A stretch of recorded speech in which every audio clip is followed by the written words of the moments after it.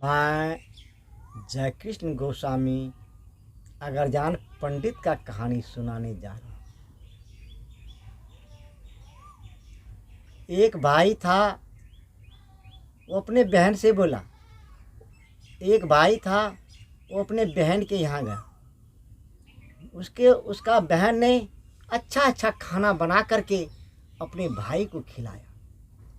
भाई खाना खा करके बहुत खुश हुआ और अपने बहन से बोला, ए बहन, मैं आपसे क्या बताऊं, मैं जो अपना ससुराल जाता हूं तो मुझे ऐसा खाना कहाँ खिलाता है। मुझे सूखा रूखा रोटी, सूखा रूखा भूजा मुझे खाने के लिए दे देता है। इसलिए मैं वहाँ भरपेट खाना नहीं खा पाता। और तेरे यहाँ दाल चावल सब्जी सलाद दही चीनी मैंने आज भरपेट खाया। उसका बहन ने हंसता हुआ बोला,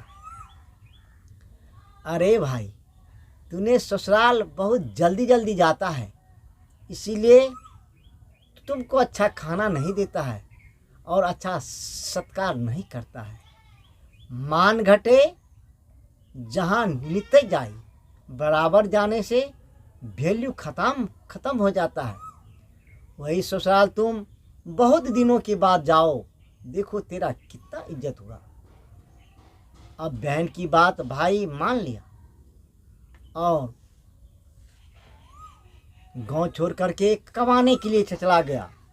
6 महीना कमाने के लिए प्रदेश चला गया। 6 महीने के बाद जब आया तब सोचा कि मैं ससुराल जाता हूँ, तो ये ससुराल चल दिया। तो रुमाल में 1 किलो रसगुल्ला बांधा था और कांख में झोला था, उस झोले में कुछ कपड़ा वपड़ा था, चल दिया। जाने के बाद जब ससुराल पहुंच गया तो आंगन का जो टाट था वो टूटा हुआ था। ये हुलक करके देख लिया तो उसकी सरोजनी ने 3 रोटी बनाया था और 1 टिकरी बनाया था। देख लिया, फिर वो दरवाजे पे आया तो उसकी सरोजनी बोला, वो दुल्हा जी, आप तो बहुत दिन के बाद ससुराल आए। आप पहले तो जल्दी जल्दी आते थे, इस बार आप बहुत दिन के बाद आए। अरे भाभी जी, मैं आपसे क्या बताऊं, अब मेरे पास टाइम ही कहाँ है। बोला क्यों? बोले ए भाभी, अब तो मैं अगरजान पंडित हो गया।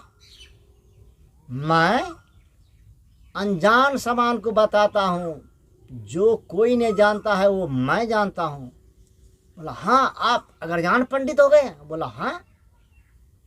तो बताइए, तो आज हम क्या हम खाना बनाए हैं? बोले क्या बनाइएगा, छोटा मोटा बात हमसे आप क्या पूछते हैं भाभी जी। अरे पूछना ही हो तो कोई बड़ा सवाल तो पूछिए। नहीं दुल्हा जी, आप इतना ही बता दीजिए, आपके लिए इतना ही बहुत है। बोला आप 3 ठो रोटी बनाए हैं, 1 ठो टिकरी बनाए हैं और पथुए की साग बनाए हैं। अब तो उसकी भाभी चकित हो गया। वास्तविक में मेरा दूल्हा अगरजान पंडित हो गया। बोला ओ ठीक। अब उस गांव में हल्ला हो गया कि फलाने का दामाद अगरजान पंडित हो गया है। वो तो कुछ से कुछ बता देता है।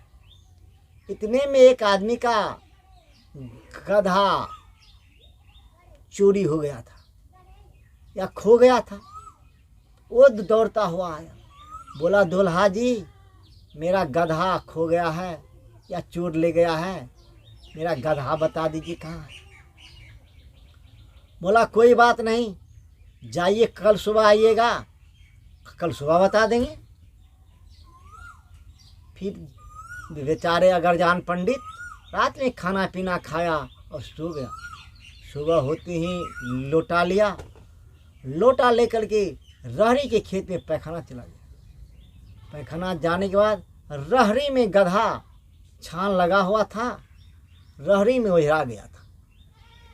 ये देख लिया अगरजान पंडित। उधर से पैखाना क्या करेगा, दौड़ता हुआ आया। बोला हाँ, घड़ी के 8 बज गया, आप सुबह आए नहीं। बोला हाँ दुल्हा जी मैं तो आ गया। बोला इसको सवा हाथ चोखा लगाइए। सवा हाथ चोखा लगाया।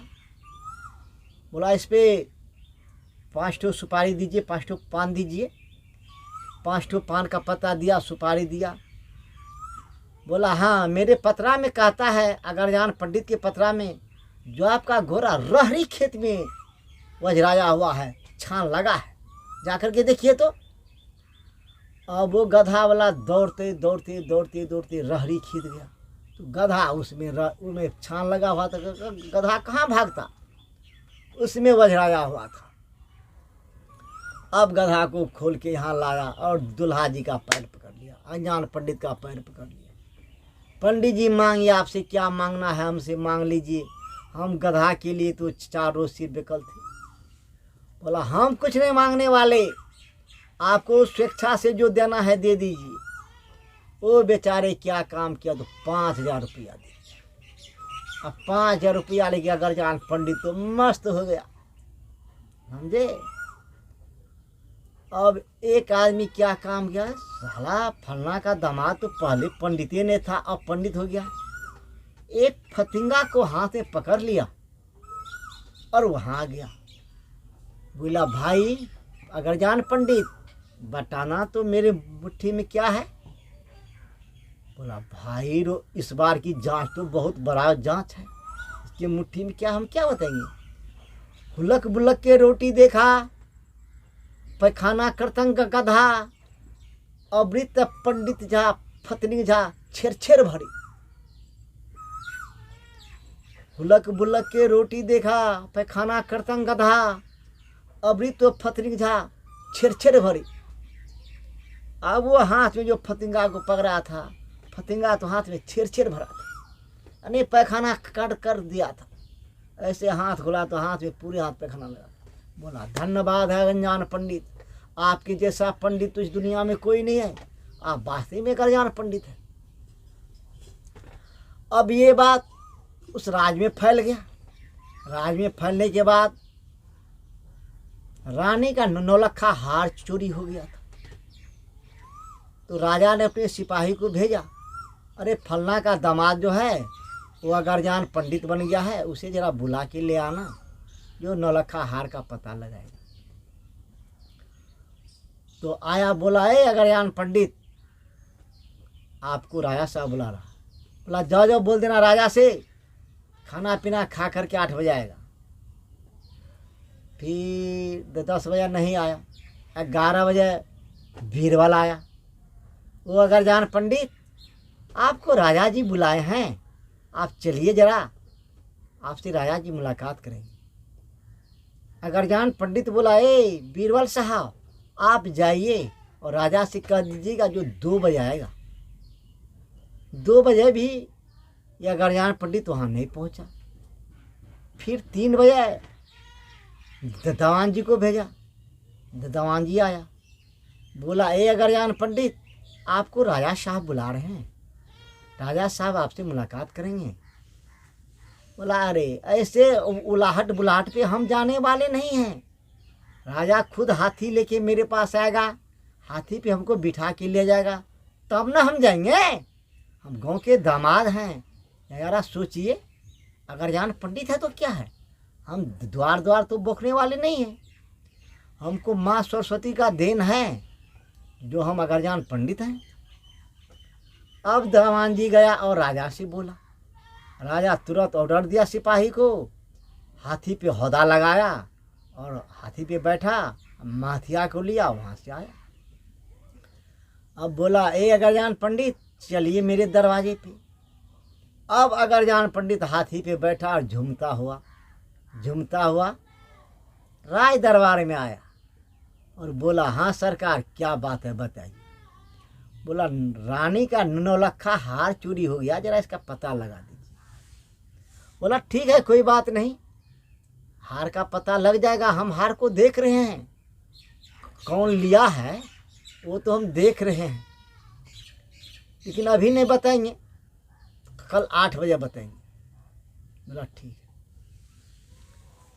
रात में अगरजान पंडित के लिए अच्छा अच्छा खाना बना, हलवा, पूरी, सेवई, सलाद, मक्खन, मिश्री, काजू, किशमिश। अनजान पंडित तो रात में खूब खाया। खूब खाने के बाद उसका पेट भर गया और एक ठो मच्छरदानी लगा दिया, अच्छा पलंग पे उसको सोने दिया।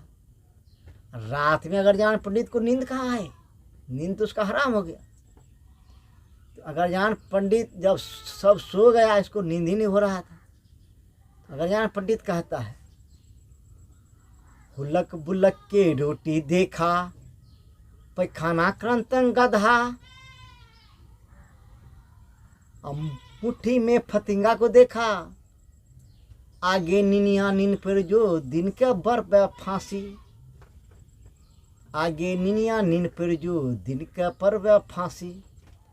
अब निंदिया नाम की जो वो नौकरानी थी वही चुरा करके रखा था, वो दौड़ करके आ गया। बोला, ए अनजान पंडित, मेरा जान बचा लीजिए, मैं ही नौलखा हार चुराए हैं, आप मेरा नाम नहीं भूलिएगा। बोला, कहाँ रखे? बोला, वो छर का ढेरी नहीं, राख का ढेरी, उसमें हम चुरा के रखे। मेरा जान बचा लीजिए पंडित जी, मैं आपका पाँव पड़ता हूँ, मैं आपसे हाथ जोड़ता हूँ, मेरा जान बचा लीजिए। मैं भी आपका सास लगूंगा, आपका साली लगूंगा, आपका घर बाड़ी लगूंगा, मेरा जान बचा लीजिए। बोला, कोई बात नहीं, आप बता दीजिए, हमको दिखा दीजिए, आप निफिक्र हो जाइए। ले गया और नौलखे का हार उखाड़ करके उसको दिखा दिया। अब अगरजान पंडित उसको राख से ढक दिया, एक ठो खुट्टी वहाँ ठोक दिया, आराम से सो गया। सोने के बाद 8 बजे जगा और 1.25 हाथ का दतमन लिए हुए मुंह को धो रहा है। मुंह धोने के बाद आया और बोला, ओ राजा साहब, 11 ठो पत्ता पान, 11 ठो सुपारी लाइए। ले आया, वहाँ चौका लगाया, बोला, मिठाई 1 किलो ले आइए, उस पर दिया। बोला, हाँ, आपका नौलखा हार मिल जाएगा, एक ठो खुदाली वाले को बुलाइए। एक ठो खुदाली वाले को बुलाया, ले गया राख की ढेरी पर और बोला, इधर से खोदो। अब खोदते खोदते खोदते खोदते कई बरस का राख था, इसका तो कोई ठिकाने नहीं था। खोदते खोदते जब परेशान हो गया तो बोला, यहाँ जरा खोदना। जब खुट्टी बच गया एक बीत की उसको उखाड़ दिया। बोला, यहाँ आधा छो खोदना, यहाँ हाफ खोदना, यहाँ खोदना, ये नौलखा हार रहा। बोला, देख लिया नौलखा हार कैसे मिलता है, मेरा अनजान पंडित का पतरा कभी मिस नहीं करता है।